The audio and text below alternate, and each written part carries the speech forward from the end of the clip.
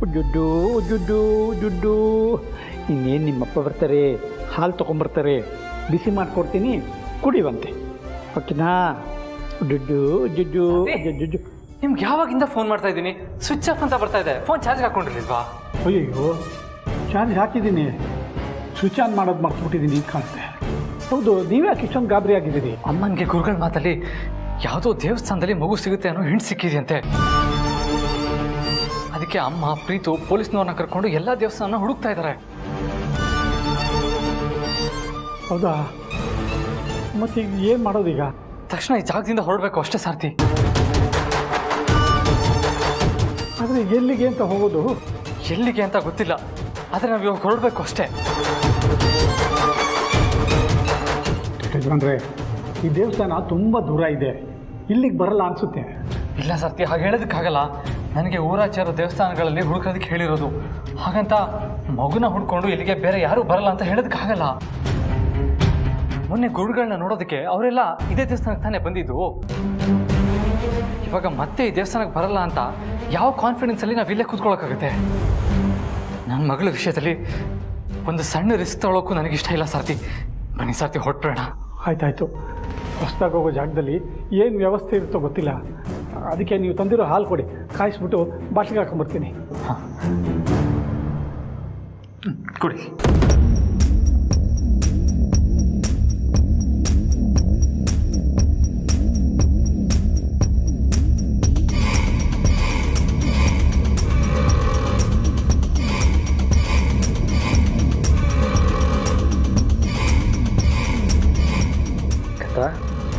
ಅಜ್ಜಿ ಬರೋಷ್ಟರಲ್ಲಿ ನಾವಿಲ್ಲಿಂದ ದೂರ ಹೊರಟ್ಬಿಡೋಣ, ಆಯಿತಾ? ತಾತ ಹಾಲು ಬಿಸಿ ಮಾಡಕ್ಕೆ ತೊಗೊಂಡು ಹೋಗಿದ್ದಾರೆ. ತಾತ ಹಾಲು ತಂದಮೇಲೆ ಹಾಲು ಕುಡಿದು ನಾವು ಹೊರಟ್ಬಿಡೋಣ. ಅದಕ್ಕಿಂತ ಮುಂಚೆ ನಾವು ದೇವ್ರ ದರ್ಶನ ಮಾಡಬೇಕಲ್ಲ. ಇಷ್ಟು ದಿನ ಶಿವಪ್ಪ ನಮಗೆ ಆಶ್ರಯ ಕೊಟ್ಟಿದ್ದಾನೆ, ಅದಕ್ಕೆ ಅವನಿಗೆ ಥ್ಯಾಂಕ್ಸ್ ಹೇಳಬೇಕಲ್ವಾ? ನಾವು ಹೋಗಿ ದರ್ಶನ ಮಾಡ್ಕೊಂಬರೋಣ.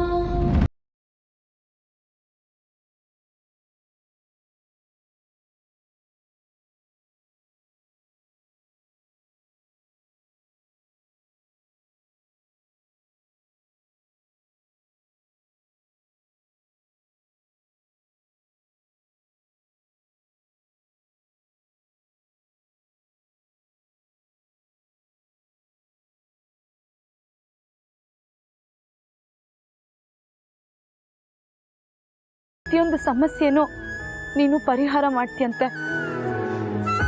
ಇವತ್ತು ನಾನು ಹೆತ್ತ ಮಗು ಸಮಸ್ಯೆನ ನಿನ್ನ ಮುಂದೆ ತಗೊಂಬಂದು ನಿಂತಿದ್ದೀನಿ. ನನ್ನ ಮಗು ಕಾಣೆ ಆಗಿದೆ. ಇವತ್ತು ಯಾವುದೋ ದೇವಸ್ಥಾನದಲ್ಲಿ ನನ್ನ ಮಗು ಸಿಗುತ್ತೆ ಅಂತ ಗುರುಗಳು ಹೇಳಿದ್ದಾರೆ. ಆ ದೇವಸ್ಥಾನ ಇದೇ ಆಗಿದ್ರೆ ಎಷ್ಟು ಚೆನ್ನಾಗಿರ್ತಿತ್ತು ಅಲ್ವಾ ಅಮ್ಮ?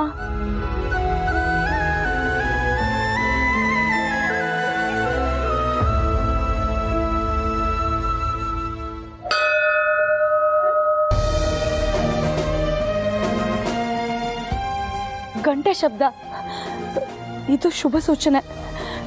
ಆದರೆ ನನ್ನ ಮಗು ಇದೇ ದೇವಸ್ಥಾನದಲ್ಲಿದೆಯಾ? ಅವತ್ತು ಅತ್ತೆಯಮ್ಮ ನನ್ನ ಮೈದ್ನ ಗುರುಗಳನ್ನ ಭೇಟಿ ಮಾಡೋದಕ್ಕೆ ಇದೇ ದೇವಸ್ಥಾನಕ್ಕಲ್ವಾ ಬಂದಿದ್ದು. ಒಂದು ವೇಳೆ ನನ್ನ ಮಗು ಇದೇ ದೇವಸ್ಥಾನದಲ್ಲಿ ಸಿಗುತ್ತೆ ಅನ್ನೋ ಹಾಗಿದ್ದಿದ್ರೆ ಗುರುಗಳು ಹೇಳಿರ್ತಿದ್ರಲ್ವಾ? ಶಿವಪ್ಪ, ಇಷ್ಟು ದಿನ ನನ್ನ ಮಗಳಿಗೆ, ನನಗೆ, ಸಾರ್ಥಿಗೆ ನಿನ್ನ ಸನ್ನಿಧಾನದಲ್ಲಿ ಆಶ್ರಯ ಕೊಟ್ಟು ಕಾಪಾಡಿದ್ಯಾ. ಆದರೆ ಇವತ್ತು ಇಲ್ಲಿಂದ ಬೇರೆ ಕಡೆ ಹೋಗುವಂಥ ಅನಿವಾರ್ಯತೆ ನಮಗೆ ಬಂದಿದೆ. ನಾವಿವಾಗ ಹೋಗ್ತಾ ಇರೋ ಹೊಸ ಜಾಗನೂ ನಮ್ಮನ್ನು ಕಾಯೋ ಹಾಗೆ ನೋಡ್ಕೊಳಪ್ಪ.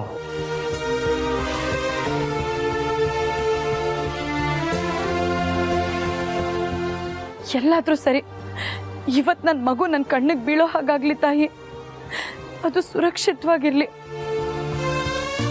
ನನಗೆ ಒಂದೇ ಒಂದು ಆಸೆ, ನನ್ನ ಮಗು ಅತ್ಯಮ್ಮ ನನ್ನ ಮೈದ್ನ ಅವ್ರ ಕಣ್ಣಿಗೆ ಬೀಳೋಕ್ಕೂ ಮುಂಚೆ ನನ್ನ ಕಣ್ಣಿಗೆ ಬೀಳಲಿ.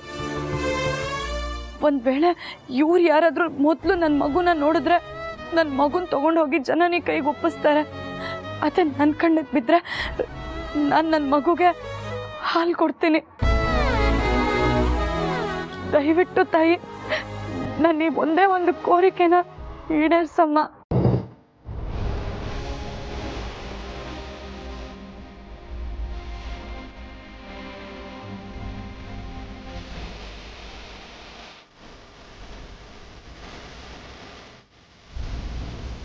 ಶಿವಪ್ಪ, ಯಾಕೋ ಗೊತ್ತಿಲ್ಲ, ಇವತ್ತು ನನಗೆಲ್ಲ ಪ್ರಶ್ನೆಗಳಿಗೂ ನಿನ್ನ ಹತ್ರ ಉತ್ತರ ಸಿಗುತ್ತೆ ಅಂತ ನನ್ನ ಮನಸ್ಸಿಗೆ ಅನ್ನಿಸ್ತಾ ಇದೆ. ಆದರೆ ಹೇಗೆ ಅಂತ ಗೊತ್ತಾಗ್ತಾ ಇಲ್ಲ.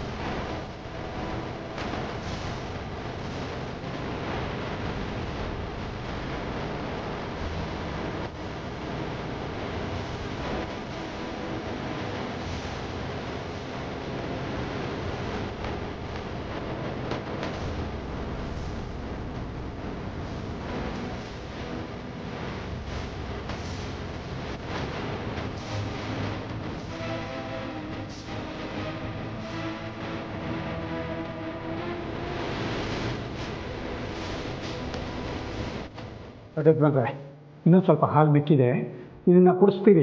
ಇದು ಸ್ವಲ್ಪ ಖಾಲಿ ಆದಮೇಲೆ ಅದನ್ನು ಹಾಕೊಂಡು ಹೊರಟ್ಬಿಡೋಣ. ಸರಿ ಸಾರ್ಥಿ. ಶಿವಪ್ಪ, ನನ್ನ ಮಗು ಕಾಣ್ತಾ ಇಲ್ಲ, ಆದರೆ ನಿನ್ನ ಸನ್ನಿಧಿಯಲ್ಲಿ ಅದಕ್ಕೊಂದು ಪರಿಹಾರ ಸಿಗುತ್ತೆ ಅಂತ ನಾನು ನಂಬಿದ್ದೀನಿ. ನನ್ನ ಮಗು ಇಲ್ಲೇ ಎಲ್ಲೋ ಅಕ್ಕಪಕ್ಕದಲ್ಲಿದೆ ಅಂತ ನನಗೆ ಅನ್ನಿಸ್ತಾ ಇದೆ, ಆದರೆ ಎಲ್ಲಿದೆ ಅಂತ ನನಗೆ ಗೊತ್ತಾಗ್ತಾ ಇಲ್ಲ. ದಯವಿಟ್ಟು ತಂದೆ, ಇದಕ್ಕೊಂದು ದಾರಿ ತೋರಿಸು.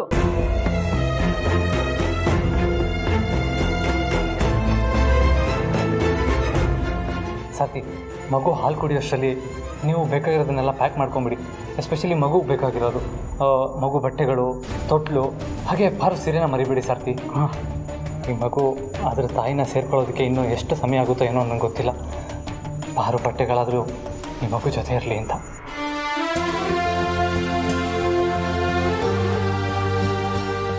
ಜೊತೆಗೆ ಯಜಮಾನ್ರ ವರ್ತನೆನೂ ಬೇರೆ ಥರ ಆಗಿದೆ. ಅವ್ರು ಯಾಕೆ ಹಾಗೆ ನಡ್ಕೋತಿದ್ದಾರೆ ಅನ್ನೋದು ನನಗೆ ಗೊತ್ತಾಗಬೇಕು. ಅದಕ್ಕಿಂತ ಮುಂಚೆ ನನ್ನ ಮಗು ಎಲ್ಲಿದೆ ಅನ್ನೋದು ನನಗೆ ಗೊತ್ತಾಗಬೇಕು. ಅದು ಇವತ್ತೇ, ಇಲ್ಲೇ ನಿನ್ನ ಸನ್ನಿಧಿಯಲ್ಲೇ ನನಗೆ ಗೊತ್ತಾಗಬೇಕು.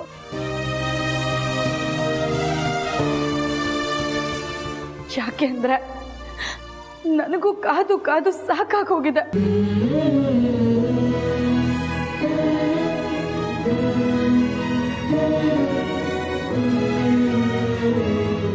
ಈ ಕರ್ಪೂರ ನನ್ನ ಕೈಯಲ್ಲಿ ಉರಿದು ಖಾಲಿ ಆಗೋದ್ರೊಳಗೆ ನನ್ನ ಮಗು ಎಲ್ಲಿದೆ ಅನ್ನೋ ಸತ್ಯ ನನಗೆ ಗೊತ್ತಾಗಬೇಕು. ಇಲ್ಲ ಅಂದರೆ ಮರುಕ್ಷಣನೇ ನಿನ್ನ ಸನ್ನಿಧಿಯಲ್ಲಿರೋ ಕಲ್ಯಾಣಿಲಿ ಬಿದ್ದು ನಾನು ಪ್ರಾಣ ಕಳ್ಕೊತೀನಿ. ಇವಾಗ ಜಾಣ ಮರಿತಾರೆ ಹಾಲು ಕುಡಿಬೇಕು, ಸರಿನಾ? ತಗೋ.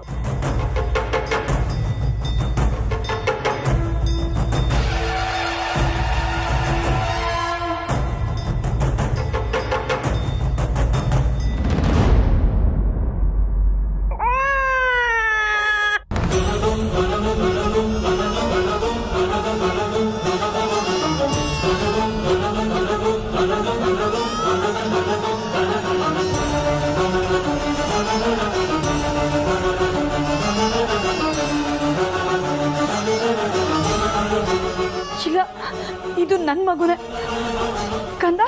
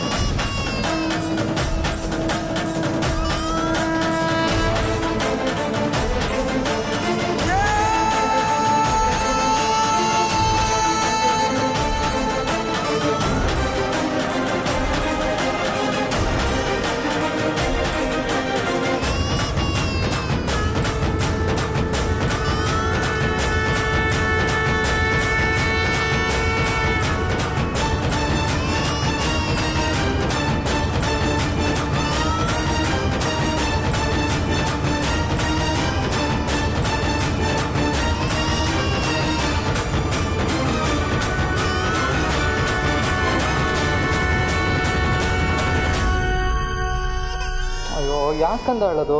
ಹಾಂ, ಅಳಬಾರ್ದು, ಜಾಣ ಮರಿ ಅಲ್ವಾ? ಅಯ್ಯೋ, ಯಾಕೆ ಇಷ್ಟೊಂದು ಅಳ್ತಿದ್ದೆ? ಏನಾಯಿತು? ಗೊತ್ತಿಲ್ಲ ಸಾರ್ಥಿ, ಯಾಕೋ ತುಂಬ ಅಳ್ತಾ ಇದ್ದಾಳೆ. ಬಂದರೆ ಇಲ್ಲಿ ಗಾಳಿ ಸಾಕಾಗ್ತಿಲ್ಲ ಅಂತ ಕಾಣುತ್ತೆ. ಮಗುನ ಹೊರಗಡೆ ಕರ್ಕೊಂಡೋಗೋಣ. ಗಾಳಿ ಸ್ವಲ್ಪ ಹಾಲು ಕುಡಿದ್ಮೇಲೆ ಮಲಗಿಬಿಡ್ತಾಳೆ, ಆಮೇಲೆ ಹೊರಟ್ಬಿಡೋಣ. ಸರಿ ಸಾರ್ಥಿ, ಬಾರಮ್ಮ, ಬಾ ಬಾ ಬಾ ಬಾ. ಅಳ್ಬೇಡಕ್ಕಂದ.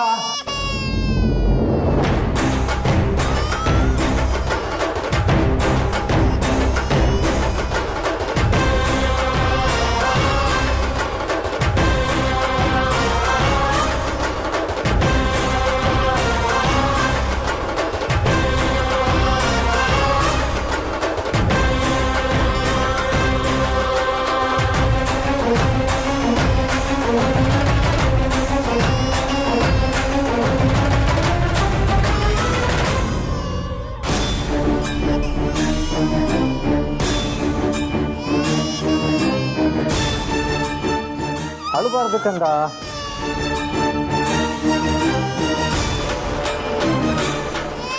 ನೋಡಿ, ಕುಡಿಯಮ್ಮ, ಕುಡಿ, ಹಾಲು ಕುಡಿ, ಹಾಲು ಕುಡಿ, ಹಾಲು ಕುಡಿ. ಹ್ಞೂ.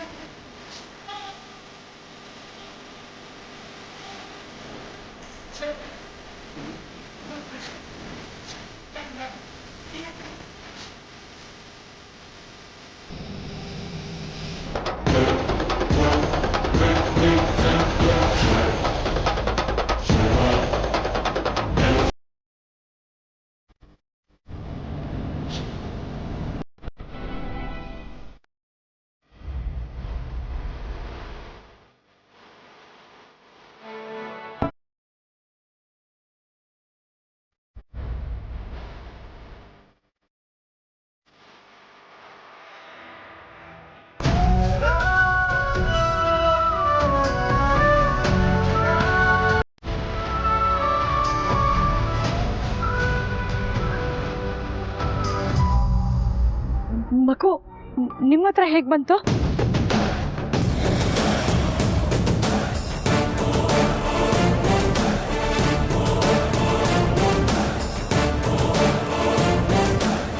ಅದು ಈಗ ಸಿಕ್ತು ಅಂತ ಮಾತ್ರ ಸುಳ್ಳು ಹೇಳ್ಬೇಡಿ ಯಜಮಾನ್ರೆ.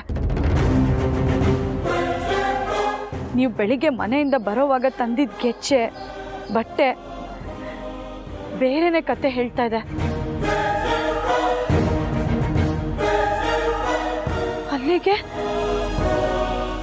ಮಗುನ ಯಾರಿಗೂ ಗೊತ್ತಾಗದೇ ಇರೋ ಹಾಗೆ ಮನೆಯಿಂದ ಎತ್ಕೊಂಡು ಬಂದಿದ್ ನೀವಾ? ಅಲ್ಲ, ಮತ್ತೆ ನಾನು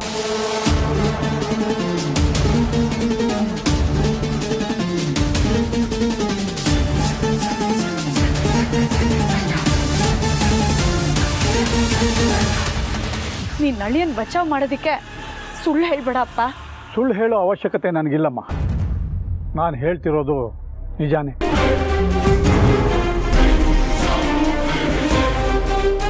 ಹೊಟ್ಲನ್ನ ನನ್ನ ಮನೆಯಿಂದ ತೊಗೊಂಬಂದಿದ್ದು ನನ್ನ ಸ್ನೇಹಿತನ ಮೊಮ್ಮಗೋಸ್ಕರ ಅಲ್ಲ, ನನ್ನ ಮೊಮ್ಮಗೋಸ್ಕರ.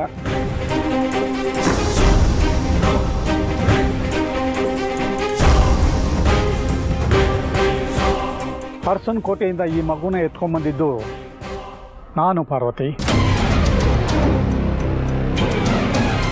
ಈ ವಿಷಯ ದೊಡ್ಡ ಯಜಮಾನ್ರಿಗೆ ಗೊತ್ತಾಗಿದ್ದೆ 2 ದಿವಸ ಆದಮೇಲೆ.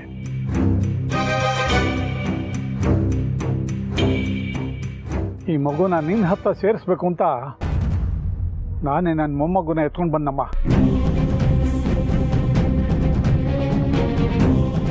ಅಂದ್ರೆ ಯಜಮಾನ್ರಿಗೆ ಮಗು ಗೊತ್ತಾಗಿದೆ.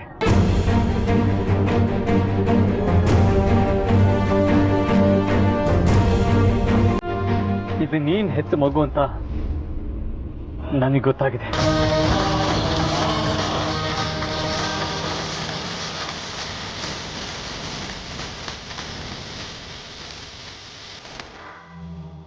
ನಾನೇ ಹೇಳಿದ್ದು. ಹೇಳ್ದೆ, ಬೇರೆ ದಾರಿ ಇರಲಿಲ್ಲ. ಈಗ ನೀನು ದೊಡ್ಡ ಯಜಮಾನ್ರನ್ನ ಹಿಂಬಾಲಿಸ್ಕೊಂಡು ಬಂದಂಗೆ ಅವತ್ತು ದೊಡ್ಡ ಯಜಮಾನರು ನನ್ನನ್ನು ಹಿಂಬಾಲಿಸ್ಕೊಂಡು ಬಂದಿದ್ರು.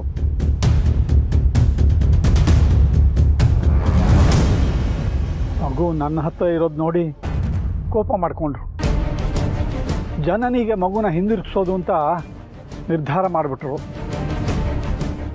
ಆಗಲೇ ನಿನಗೆ ಫೋನ್ ಮಾಡಿ ಮಗು ಸಿಕ್ತು, ಎಲ್ರಿಗೂ ಹೇಳ್ಬಿಡು ಅಂತ ಹೇಳಿದ್ದು. ಜನನಿಗೆ ಮಗುನ ಹಿಂದಿರುಗಿಸ್ಬೇಕು ಅಂತ ಮನೆ ಬಾಗ್ಲವ್ರಿಗೂ ತೊಗೊಂಡೋಗ್ಬಿಟ್ಟಿದ್ರು. ಈ ಮಗು ಅವ್ರದ್ದೇ ಅಂತ ಯಾವಾಗ ಗೊತ್ತಾಯ್ತೋ ಆಗಲೇ ದೊಡ್ಡ ಯಜಮಾನರು ಅವ್ರ ನಿರ್ಧಾರನ ಬದಲಾಯಿಸಿದ್ರು. ಆಗ್ಲಿಂದಲೂ ನಂದು ದೊಡ್ಡ ಯಜಮಾನರದು ಒಂದೇ ನಿರ್ಧಾರ ಆಯಿತು.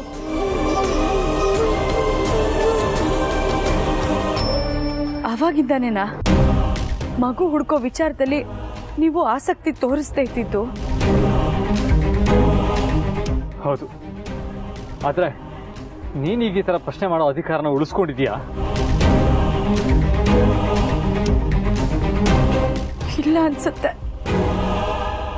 ಆದ್ರೆ ನೀವು ನನಗಿಷ್ಟು ದೊಡ್ಡ ಶಿಕ್ಷೆ ಕೊಡ್ಬೋದು ಯಜಮಾನ್ರೆ. ಅದು ನಿನಗೆ ನೀನೇ ವಿಧಿಸ್ಕೊಂಡಿರೋ ಶಿಕ್ಷೆ, ಜೊತೆಗೆ ನನಗೂ.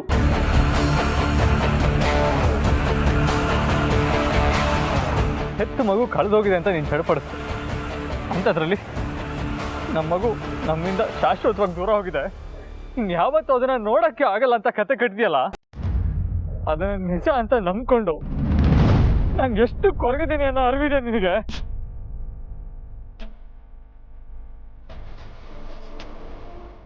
ಮಗುನ ಕೊಟ್ಟಾಗ ನನಗೆ ಅರಿವಿರ್ಲಿಲ್ಲ ಯಜಮಾನ್ರೆ. ಆದ್ರೆ ಒಂದಿನ ನನ್ನ ಮೈದ್ನ ಮಗುನ್ ಮನೆಗೆ ಕರ್ಕೊಂಡು ಬಂದಾಗ ನೀವು ಮಗುನ ಎತ್ಕೊಂಡು ಮುದ್ದಾಡಿ ಸಂತೋಷ ಪಟ್ಟಲ್ಲ, ಆವಾಗ ನನಗೆ ಅರಿವಿಗೆ ಬಂತು.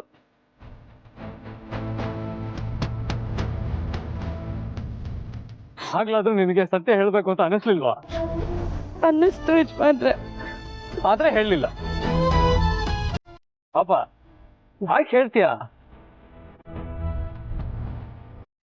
ನನ್ನ ಮಗು ಅಂತ ಗೊತ್ತಿಲ್ಲದೆ ಮೊದಲನೇ ಸತಿ ಎತ್ಕೊಂಡಾಗ ನನಗೆ ಎಂತ ಅದ್ಭುತವಾದ ಅನುಭವ ಆಗಿತ್ತು ಗೊತ್ತಾ? ನಾನು ಮಾತಿನ ಕೇಳ್ತಕ್ ಹೋದಾಗ್ಲೂ ಆ ಖುಷಿ ನನ್ನ ಆವರಿಸ್ಕೊಂಡಿತ್ತು.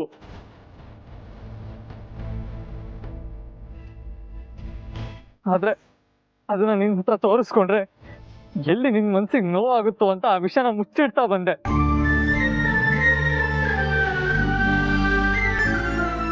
ಆದ್ರೆ ನನ್ನ ಹೆಂಡತಿ ಇಂಥ ಒಂದು ದೊಡ್ಡ ಸತ್ಯನ ನನ್ನಿಂದ ಮುಚ್ಚಿಡ್ತಾಳೆ ಅಂತ ನಾನು ಕಲ್ಪನೆ ಕೂಡ ಮಾಡ್ಕೊಂಡಿರ್ಲಿಲ್ಲ.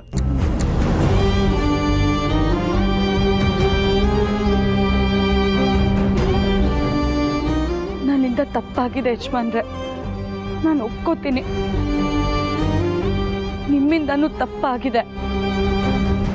ಮಗುನ ಈ ರೀತಿ ಯಾರಿಗೂ ಹೇಳ್ದೆ ಎತ್ಕೊಂಡು ಬಂದು ಮುಚ್ಚಿಟ್ಟಿದ್ದು ತಪ್ಪು ಯಜಮಾನ್ರೆ.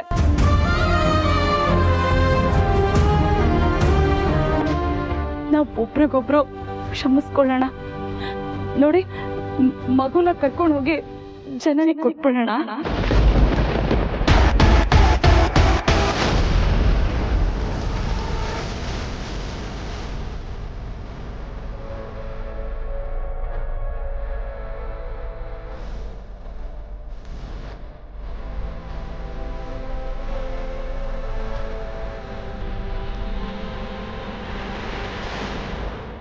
ನೋಡಿ, ಈಗ ಅತ್ತೆ ನಮ್ಗೆ ಫೋನ್ ಮಾಡಿ ಮಗು ನಮಗೆ ದೇವಸ್ಥಾನದಲ್ಲಿ ಸಿಕ್ತು ಅಂತ ಫೋನ್ ಮಾಡಿ ಹೇಳ್ಬಿಡೋಣ. ನೀವು ಫೋನ್ ಮಾಡಿ ಯಜಮಾನ್ರೆ. ನಾನು ಫೋನ್ ಮಾಡಲ್ಲ. ನನಗೆ ನನ್ನ ಮಗಳು ಬೇಕು. ನಾನು ನನ್ನ ಮಗಳನ್ನ ಯಾರಿಗೂ ಕೊಡಲ್ಲ. ಕೊಡಲಿ.